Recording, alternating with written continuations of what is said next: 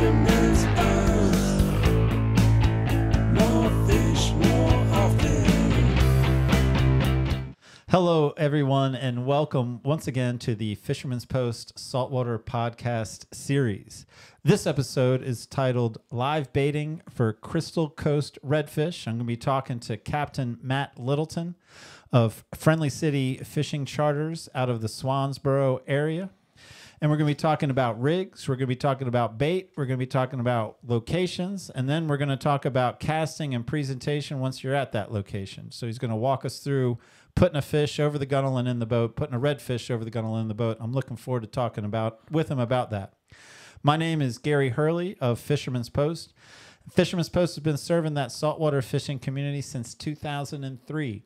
We've been bringing you fishing reports, fishing information, fishing tournaments, fishing schools, and now, in this latest and greatest chapter, the Fisherman's Post Saltwater Podcast series.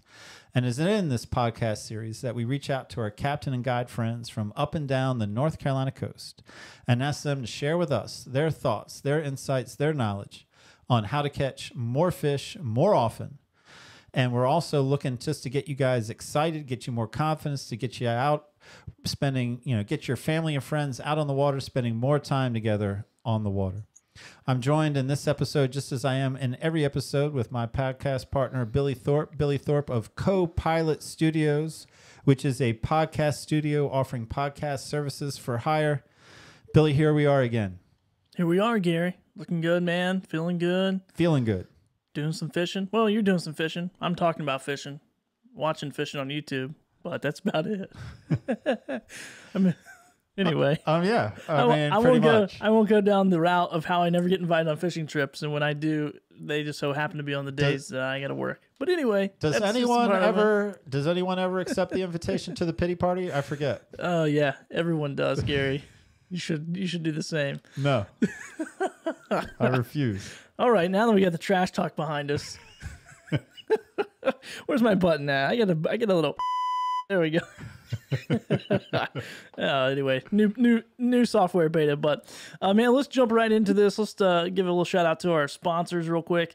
And Gary, I know that you're a big fan of the RA8 or RA Hitch website, and so I put together a little something for you, man, just to show you a little bit about the Raleigh Apex Hitch website. Obviously, I'm not going to go through it, but just wanted to. You always talk about how nice it is, so I thought, you know what? Maybe people listen to this or watch it, and they want to see how nice this website is. So a lot of information about RA Hitch, Raleigh Apex Hitch there, Chris and his team. So be sure to go check those guys out and let them take care of you. Let them get you hooked up. No pun intended. They're great at what they do, and you can. I mean, for me, it's like only part of their professionality is that website. I mean, you can tell they do a great job there. And lots on that website to explore. I mean, that's part of what I enjoyed when I was checking out, this very nice sponsor that joined the podcast and supported us. And I wanted to see more into what he was about and his company is about, and impressed at every click. Yeah, absolutely, man. And also another impressive sponsor that's been with us since the very early days is Marine Warehouse Center. I get a quick video from them. We'll be right back. Hey, it's Robbie with Marine Warehouse Center in Wilmington and Charleston. We are headquarters for Repair Custom Boats. These center consoles are handmade in Washington, North Carolina, and are custom designed for fishing and family fun on the water. Right now, we have several models in stock, and build times on the custom orders are around 5 months. These boats are custom built to fit your needs, from the seating, the tops, the leaning posts, and the live wells. You design the entire layout of your boat. Come by and see for yourself why they're one of the fastest growing boat builders in the country.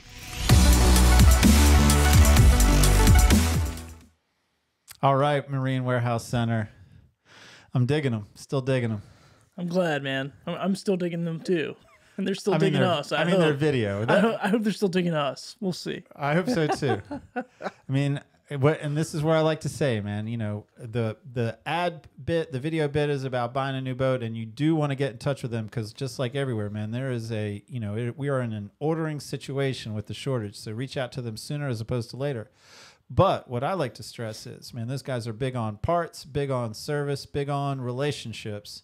And so, they've been in business long enough. I've watched them operate both within the boating and the fishing community, and they want relationships. It's not just, hey, how do we get people to come in and bring us money?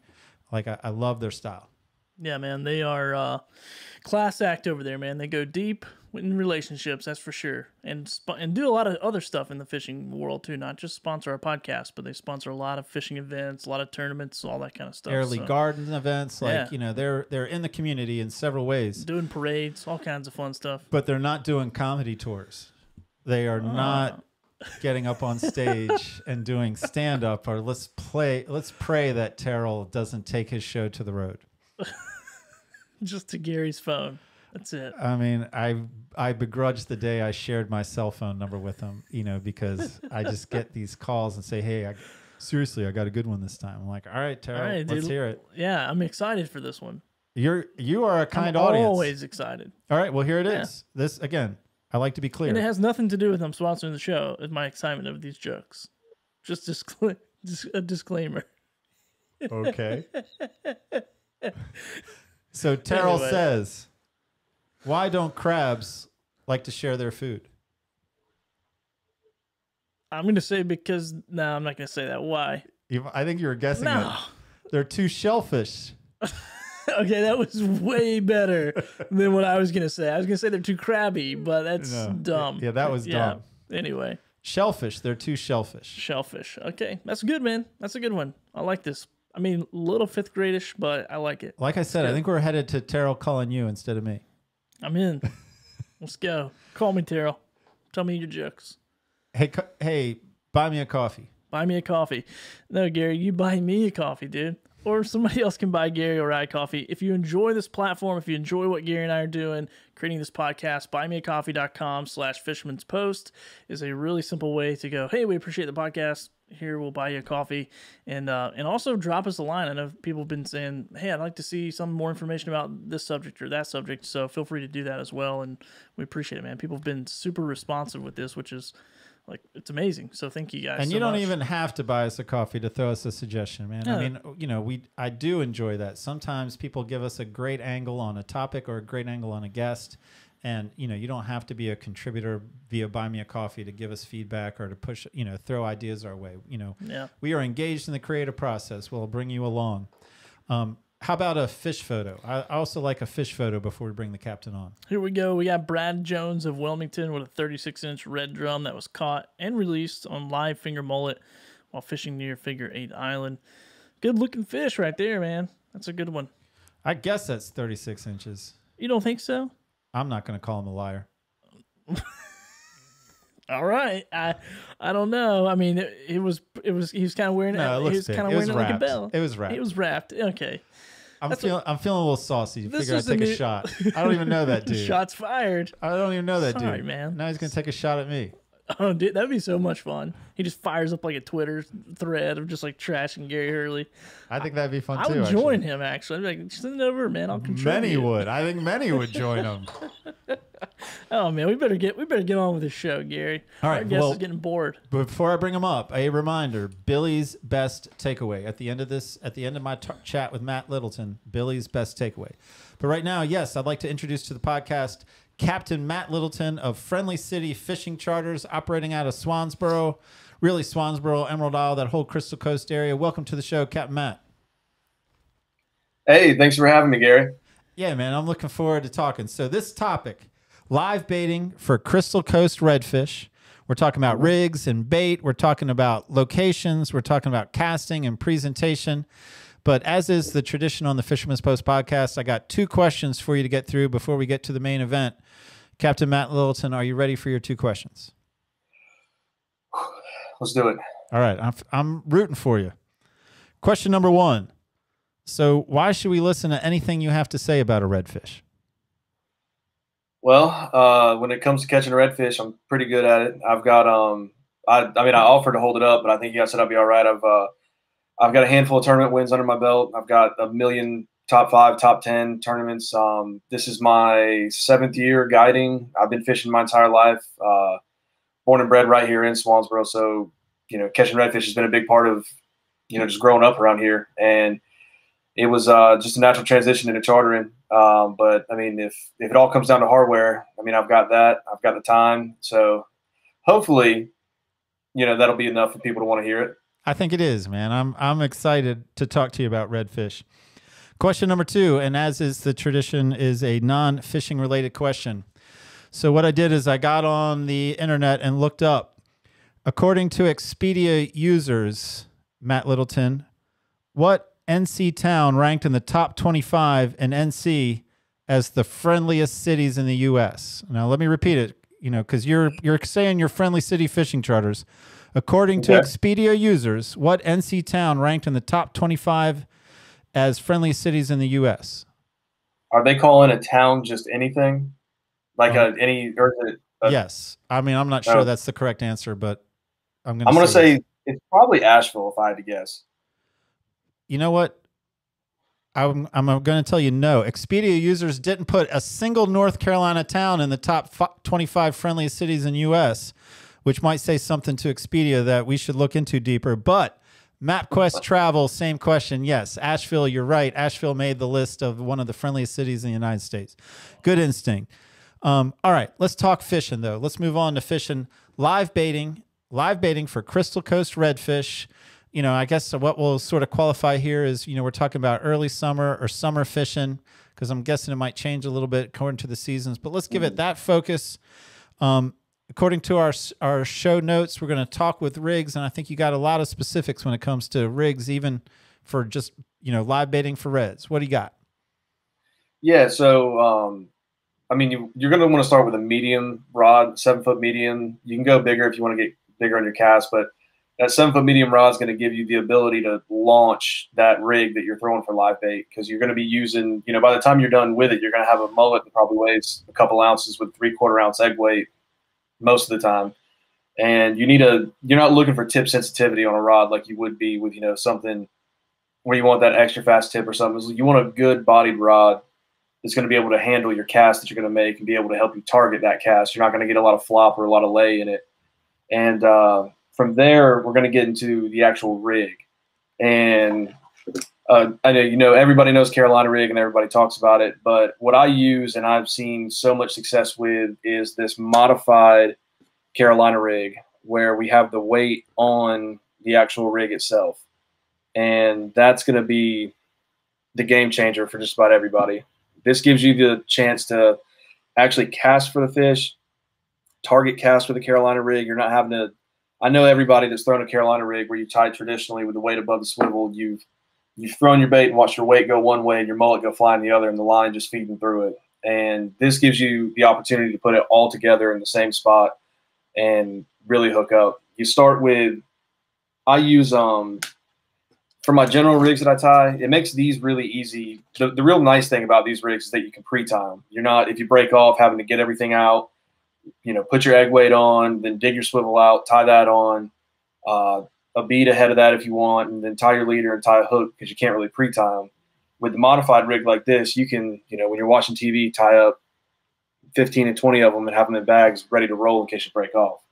And that's really a game changer for a lot of people that don't have a lot of time on the water. And to start the rig, I use these Owner Mutu light circle hooks. They've got a little more offset in them than the tournament ones they make like this, so these just have a little bit better of a hookup ratio. But the that 2/0, we have some people that aren't watching. We have some people that are listening. So 2/0's your favorite size? Does that change throughout the year at all? You typically want the hook to match your bait. There's not a whole lot of redfish won't eat, so you can get you're always going to want your hook to match your bait. So if you're using some bigger chunks of mullet or you're using, bigger chunks of pokey, you can upsize all the way up to a 4/0. But for the most part, if I'm going to tie just my regular old, if I'm sitting at home not knowing what kind of bait I'm going to catch in the morning until I'm out there, the 2/0's my utilitarian go-to. Okay. All right. I didn't mean to interrupt, but I just wanted to get that out. So what you got, man? What are we doing with that 2/0 hook? So the first thing, and it's probably going to be a little hard to tell on this camera, but you're always going to want to snell a circle hook. And I know a lot of people have they like kale hooks, they like different sorts of things they can go to, but your all-time best hookup ratio is going to be a snelled circle hook. And I know some people prefer loop knots, and a loop knot is a better option than just straight tying to the eye, but it's still not as good as a snelled circle hook. All right. And that snell right there, something vital whenever you're doing this. I know some people, what they'll do, especially when they're old drum fishing and they use, like a full circle hook. These are more of a like Nautilus style circle hook, but you always want your line on your snell to be coming back out the eye, facing the thumbnail of the hook where it lips back. And if we had, I can kind of give you a little idea of it, but whenever you're fishing, it doesn't matter what direction the hook is whenever the fish picks the bait up. When he swims off with it and the snell is coming out the front, you're always going to get that hook up every time. And if you tie it backwards coming out of the backside of the hook, you're going to get that opposite effect. You'll be getting the backside of the hook every time, the shank pulling across the hookup zone. So you're always going to want to snell out the front, and then that gives you the snell rolling the right way every time so that you always get that hookup you want. That makes sense. I like that. I like that attention to detail. Yeah, well, I mean, it's the little things that, because what this does is prevents. I mean, how many times have you guys ever been out red fishing and you've got a Carolina rig out and you watch you watch your rod just, come down and slap the side of the boat, and then it comes right back up, and the fish has gotten off. That's what you're getting when you don't have a snelled circle hook with your line coming out the front of the hook. All right, walk me through some more of that rig, because I love the detail we're giving this rig. Yeah. So then whenever you tie the rig, you start out with about 18 inches to 2 foot of line. And after you snell your hook on the line, you go about halfway up the line, and it's really tough to see on the camera, but there's a little tiny overhand knot right there, right where my thumb's at. Yeah. You just tie an overhand knot halfway down the rig. And then after you slide your bead down. And then once your bead's in place, you drop your egg weight. And then you take the rest of the tag of the line and tie it to your swivel. And what is that line you're using? What I'm using, this is just if you can get it, I know a lot of people like to use fluoro for everything, but the rate that I go through it, I kind of had to find something a little more affordable. And I use the Yozuri Fluoro Nylon Hybrid main line as my leader. And you can, it's like $40 for 600 yards of it. And as long as I've been using this, I've never had a break off. I've never had the line fail on me. Let me say that different. I've never had a discernible difference between this and actual fluorocarbon. So if you're ever looking for the cheaper way to go, that's what I like to use. And if you were tournament fishing for big money, would you use that? I'd still use this right here. Okay. Yep.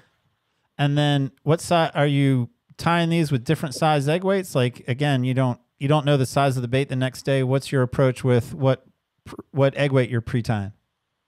There's never really a 3/4 ounce is going to do you the most good most of the time. If you're going to be in an area where you're fishing with big current and a lot of, you're going to need a bunch of, somewhere with a lot of current and there's going to be a lot of things going on, then you can maybe go up to 1 ounce. But I've never really found a situation I needed to go heavier than 3/4.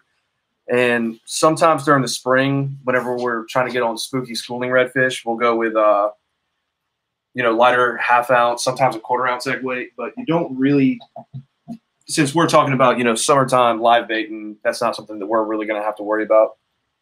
And so the lighter egg weight just means less disruption when you cast it out. It just sort of enters the water more quietly. Yeah, it gives you a better profile on the water when it hits. Okay. You don't have to worry about it, splashing or plunking the way you usually would. And then I don't think you mentioned when we were talking about the rods, but are you spooling with braid or are you spooling with mono? What's your finish Always this braid. off? Always braid. There's unless you're big game fishing offshore, there's no reason you shouldn't be fishing with braid for everything. You got a certain size that is your go-to for spooling? Yeah, I use 15 is going to be your utilitarian for everything. You can get away with that, but for especially live bait, and 15 is kind of what you want, because most of the time when you're fishing, usually when you're fishing live bait, you're going to be fishing around rocks, you're going to be fishing around structure, and we'll get to that in a little bit. But that gives you just a little bit of extra defense from getting cut off. But if I'm fishing for me, and I'm probably going to have 10 on there because it doesn't seem like much of a difference, but the difference in castability between a 10 and a 15-pound braid is night and day. Okay. I think this is where, well, I'll ask, like, unless you got something else to give us in rigs, I'm sensing it's time to move on to baits, but I don't want to assume. I'll let you. Any final thoughts on rigs before we move to bait? I mean, you can, as far as reels go, I mean, anything from a 2,500 to some people will go to a 4,000, but a 2,500 will do everything you need. And 2,500 to 3,000 will do. I'm a pin man. I've been fishing pins my whole life, and I've never had a reason to not fish pin. But that's just for me. Okay. And you can use anything you want. So if I'm going to push this to bait. If I'm live baiting in the summertime, yep. What does Matt Littleton like the most? You're going to be either using a pogie or a mullet, and it'll always be one of the two. So early summer, you'll get to see where there'll be those big bait balls of pogies in the waterway, and that's a super, super easy bait to catch. You know, especially whenever you're first out there early morning and they're rolling around on top, it's, you know, super easy to put a net on them and catch a bunch of them. And I use a 6 foot high or 6 foot old salt cast net from Betts. It's just a good net. They sink fast, all lead, works well, and you can go with a bigger net, but for catching bait for inshore, you're not really going to need anything bigger. And unless you're really good with a bigger net, it's easy to get sloppy really fast with a big net. So a 6 foot net or anything smaller, as long as you're comfortable throwing it, it's good for them. But most of the time, if you're going to be using pogies or menhaden, when you catch them like that, we're going to end up using them as cut bait just because they struggle to stay alive. They really do.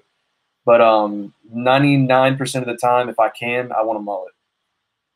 Okay, so mullet is preferred hands down for you over a pogie, and then that is because, in part, because it's easier to keep a mullet alive, or it's just, no, man, live menhaden, live mullet 99% of the time? I mean, you figure they're out there every day eating mullet. You know, a pogie's a good bait for them if they can come up on it, but the mullet's what they're eating all the time anyway. And it's easier to keep the mullet alive, and especially, like I said, if you're catching pogies, they're going to be dead, and you're gonna be relying on scent at that point whenever you're fishing.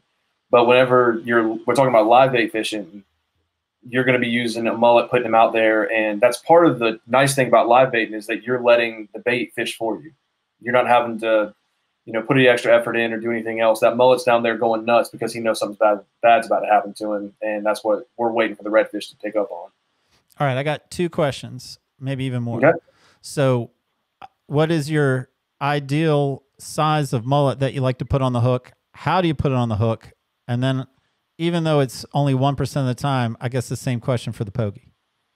All right, so the ideal mullet is that's a little bit of a loaded question because I know what I think I know about what I need to use, but then we'll catch fish and a finger mullet, you know, a little bit bigger than your finger is just about what you'll want. You know, everybody knows a bait size mullet, a finger mullet when you see it.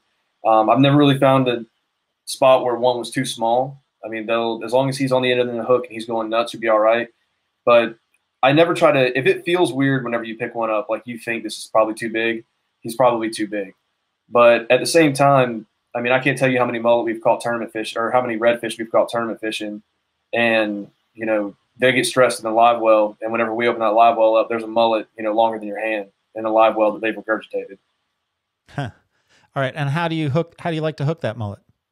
You want to go right through his nose. So, you know, assuming my finger, this is the head of the mullet. When you look on the bottom of his chin, I guess we'll call it, they have where their gill plates come together. There's going to be a little gap right there, right in between that, and then you come right out the top of their head, just like that. So you have a exposed hook, and you just, I mean, it's not much that you need to get in there, but you'll feel it when it comes out the top of their nose. You'll feel that crunch when it comes through, that kind of pop, and that's how you know you've got a good hook in the mullet, because there's nothing worse than when you get your rig right, then you throw that mullet off the other end of it because you didn't hook him good. Well. And then what about, again, even though it's slight, how about the pogie fishing? If we're going to fish pogies, like I said, they're probably going to be cut bait. And mullet can be a great cut bait. I mean, if you're, especially during the summer, you know, when the water starts to cloud up and if we've had a bunch of rain or anything, once visibility goes down, using cut bait turns into a better option because you're going to need that scent to get out there for them.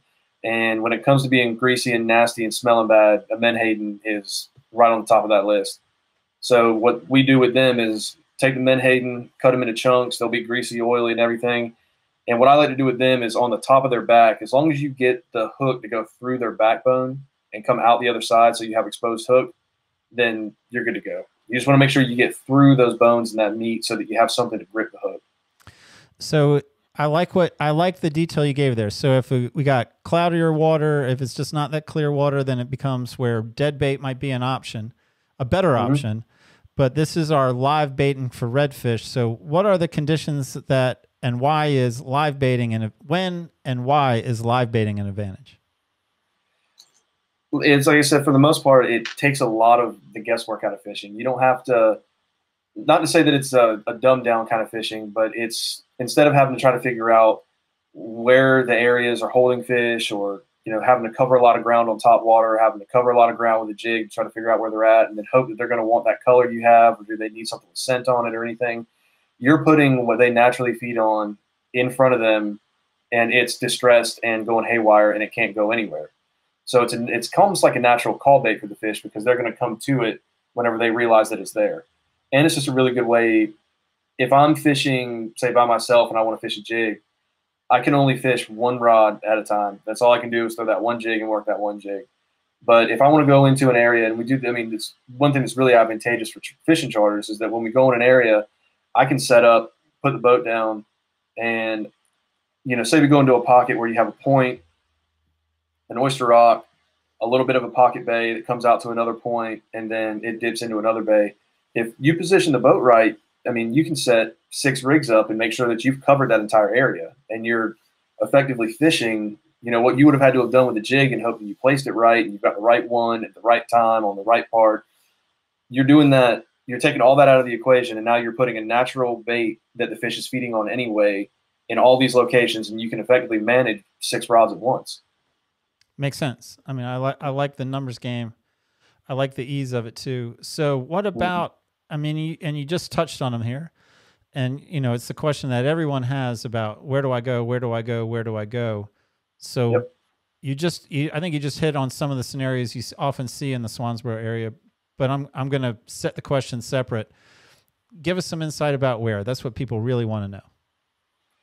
Yeah. So the marsh is kind of its own animal, because once you get into the marsh, there's tons of little tiny things that can be, you know, they can change about where they're going to be at.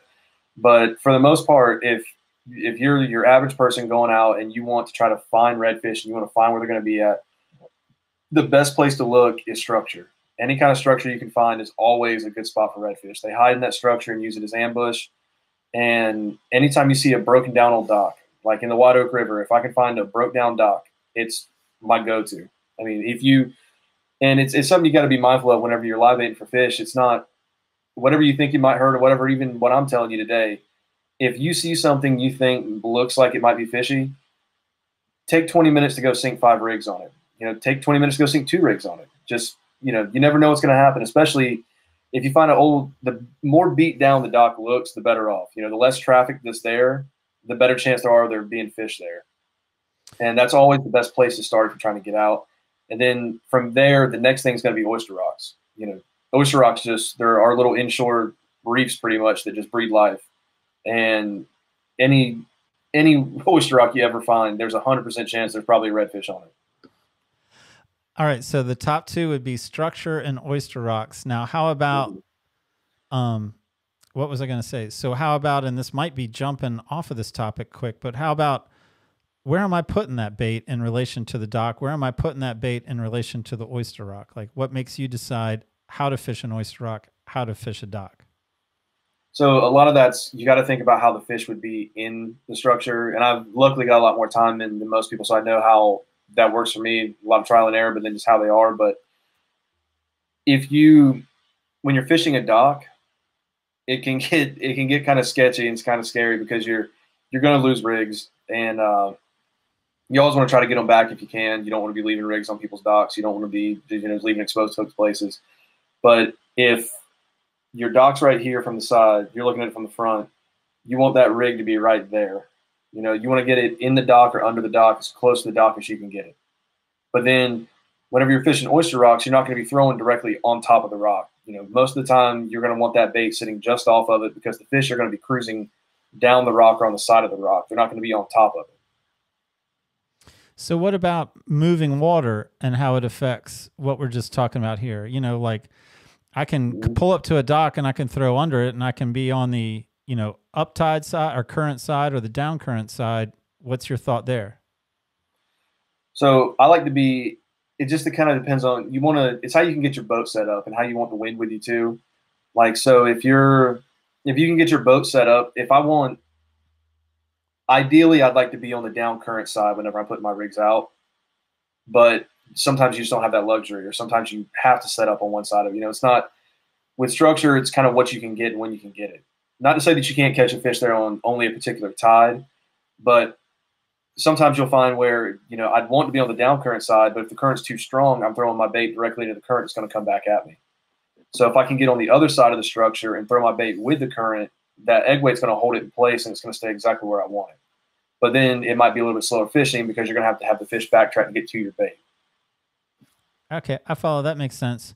So now, same question with the oyster rock. Oyster rocks can be tricky sometimes. They'll ideally, and especially where we're at, I'm not sure in Wilmington how the tide is down there, but in the Crystal Coast for sure, we've got, we don't have a ton of tide. I know you guys probably have 4 or 5 feet of tide down there. I would say a good 4, yes. Yeah, we're maybe working with 2 feet on a good day.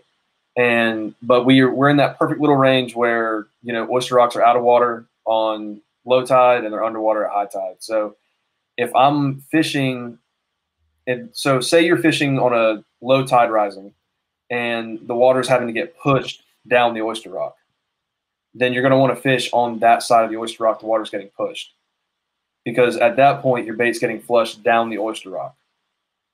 But once the tide gets over the rock, then you're working where you want to fish the leeward side of the rock where that calm area is, because that's where your bait is getting flushed over the rock at that point, if that makes sense. Yeah, man, that makes sense.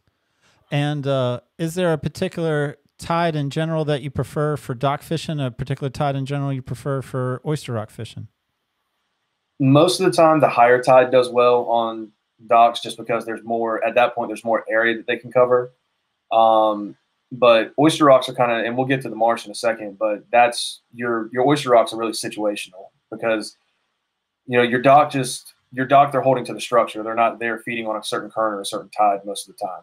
They're there for the structure. They might just move on a low tide. They might move out towards the deeper end of the dock. And then on the high tide, they'll pull out or pull up towards the shallower side of it. But when you're talking about oyster rocks and then a lot of the marsh grass too, you're fishing the tide you need for that spot. You're not fishing a certain pattern behavior out of the fish. Okay. And so, you just mentioned marshes. I was wondering if we're going to go there. Swansboro certainly is rich in marshes and shallow bays and grass, endless grass lines to target. So let's push, I guess it's time. Let's go there with the conversation. Yeah. So a lot of part of what makes the red fishing in our area so good, like I said, is all the marsh. And part of what feeds that is that we have all the shallow water inlets, a ton of shallow water inlets. So that gives the redfish a lot of area to move in and out, come in and out. And any kind of bay or pocket that you find near those inlet areas is always going to be a great idea. It's always going to be a good spot to try. I know I've got my areas that I prefer, and I've got areas that I don't like to fish as much, but they still hold fish, and I'll still go to them. I'm just partial to my spots. But say, around Bogue Inlet, all that stuff over there around Emerald Isle, towards Hammocks Beach and everything right back behind there, there's just lots of good area back there. And anytime you find a pocket or not to say that there would be at times that you'll find places that are just way off the beaten path and it doesn't look like a spot fish would be, but for whatever reason, they still end up there every year. But if you're going to go out, you're going to look and, you're Google Earthing, you're looking at, everywhere the night before you're about to go out. I know if any of the viewers are like me, as much as I've done it, I still have to look at Google Earth every night before a trip. I'm on there just looking, thinking, do I want to try here? Do I want to go here? Do I want to go here? And anywhere you find a pocket or a bay or just really a good swing of marsh grass. And usually you're not looking for like a straight wall of marsh. What you're going to be looking for is marsh that ends in a point, or marsh that ends, in a pocket, or somewhere that you have to think that the fish are trying to use the grass as an ambush area. So anywhere that you see an oyster rock come near the marsh, or you see the marsh grass tip out at an oyster rock, come to a point by a rock, that's going to be the areas that you want to set up at and the areas you want to find. And am I putting the bait as close as possible to the grass line, or am I covering some different areas? Like, it seems like you like multiple lines and you like options. So what is your approach? Your best rule of thumb is that you're always going to want your bait to be about, I'd say, 3 feet off the grass. That gives you're in that strike zone area, that perfect spot, because for most tides, I mean, if you think about how shallow you're going to be in the marsh, we don't really have, flooded marsh. We don't have a lot of that, where you figure if you're directly on the marsh grass, you're either going to get caught on an oyster rock, or you're going to be in water that's probably a hair too shallow for the fish. And so I was thinking of this other question. I think you kind of talked about it with, like, not just a straight line of grass, but like, again, people are going to watch this, and I hope they call you. I hope they should call you, and they should go fishing in Swansboro. It's a special place. But some people are watching the podcast just trying to help their own game, and they're not in the Swansboro area. So if I were going to say, hey, Matt Littleton, I'm going to ship you, and you're going to fish the Southport area tomorrow, or you're going to fish the South Topsail area tomorrow, and you're getting on Google Earth, like, what is it that what homework would you be doing? Because this is the same thing they'd be doing, to try to take what you're talking about and apply it to their own backyard. Bays, any kind of bay that I see, anytime you see a bay, that's what you want to look for. And a lot of times on low water, what I'll look for is if you see something that looks like a ditch, like a connecting channel or anything like that, that's always a good idea. And something else, that anytime you see a feeder creek, so especially if you're on a bay and you see anytime I see a bay somewhere, that's always going to be the first spot that catches my eye. And then from that, I'm going to look for any kind of feeder creek or any kind of pocket that's inside of the bay. And especially on a falling tide, if you can find a feeder creek that's feeding back into the bay, that's clutch. I mean, those are going to be some of the areas. Anywhere you see bait getting flushed also would be a good idea. But if I'm just on Google Earth and I'm looking for, like you said, if you drop me in Southport and that was where I was going to have to fish, the first thing I'm going to do is pull up the marsh, and I'm going to start looking for bays, pockets of bays that I can see on the map. Man, that makes sense. So it's really just trying to predict bait behavior, because that's what the Reds are doing, is following the bait behavior. That's exactly it. I think we've covered it, but I'm not sure, because like in our show notes, we had talking about casting and presentation, and we've been talking about pulling up to a dock, and we've been talking about pulling up to Oyster Rocks and even, grass lines now. Is there anything you imagine for that category that I haven't set you up to share? No, that sounds pretty good so far. The only thing I want to touch on, and you were talking about tides with docks earlier, is that, redfish aren't so much like a speckled trout, where a trout needs, where you'll hear people talk about you can only catch those trout on a falling tide. You can only catch them on a rising tide. And a lot of people get kind of set in that mindset that they need a rising tide or a high tide for red fishing. But redfish, they're going to eat when you find them. They're scavengers by nature. They don't need the tide to feed. It's not bored into them to do that. But what you're going to be looking for is some of the best places the best place I've ever caught redfish in North Carolina ever was a rock bottom dead low tide spot. And it was just because when the tide fell out, that's where the fish had to go. And some of the best fishing you'll ever do is on a low tide. But what a lot of people have to get their mindset out of is that they're thinking that they need the tide to catch the fish, when really what they need is the tide to get their boat where they want to go. And even on a low tide, just because the tide's falling out from where you want to put your boat, the fish are going to be within 200 yards of where you would usually catch them out on the high tide. They just move with the tide. So there's not really a bad tide in them. There might be a time that it's better for you to get set up to catch them, but it doesn't mean that you can't catch them on one tide or the other. All right.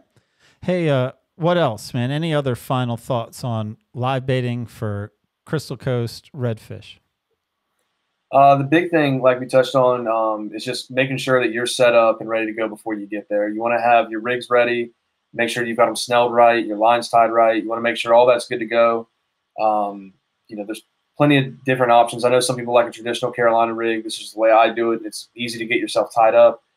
And you can't be scared to try places. I mean, I know so much of what fishing is and like what we do, helping educate people on fishing is they get stuck on the mindset of, well, this is what I have to do because I read this or saw this or heard this. But, it's only dumb if it doesn't work, and you don't know if it won't work if you don't try it. If you're at a spot, I just thought of this. If you're at a spot and you got your baits out, maybe you got 4 baits out, 5 baits out, how long will you sit there without a bite before you move on? I usually let my baits go through twice. So what I'll do is put a round of baits out. We'll let them sit for 5 minutes, 10 minutes-ish, somewhere, 7 minutes, I guess. And if you're getting – it's not so bad with live bait because you're not getting destroyed by pinfish as bad. But if you're using cut bait, you're going to get hit by pinfish, and you're going to have to swap that out and put a new bait on. With live bait, I'll usually give it 5-10 minutes. Sometimes you just got to give them a minute to figure out that they're there. And then once we pull those in, check all the rods, rebait, put new fresh baits out there. I usually try to give most everywhere 2 baits unless I'm waiting on the tide for fish to get to a certain place. And I got another question that just came to my mind. Is there any advantage or maybe even a disadvantage when you're live bait fishing to having the rod in your hand versus having your rod in the rod holder? Oh, wait, that's something else we didn't even touch on that I should have brought up.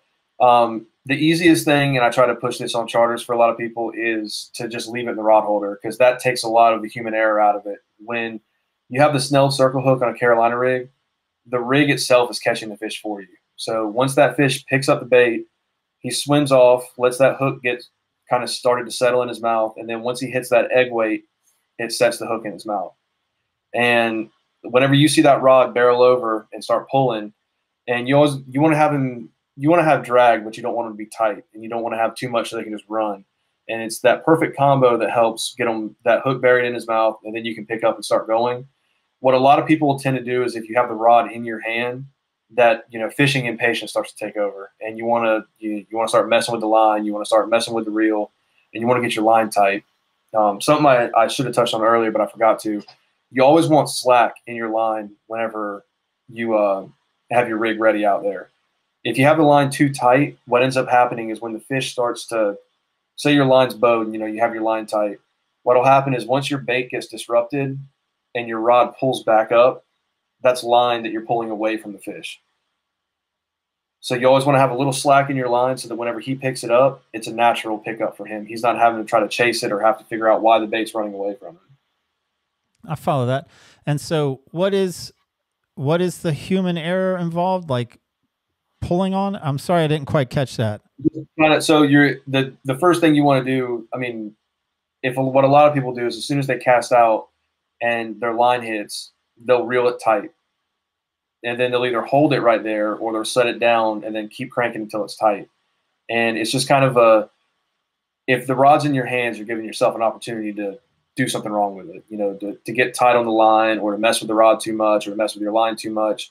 It's easier just to put the rod in the rod holder and wait and see what happens. All right. Hey, Matt, Friendly City Fishing Charters. I mean, I know Red Drum is a love, first love, main love, but I'm sure you do other stuff throughout the year. How about a highlight reel of what Friendly City Fishing Charters is doing throughout the calendar year?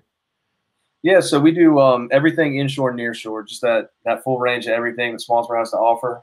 We give inshore during the summer, you've got everything from flounder, black drum, sheep's head, croaker, sea mullet, and reds, obviously.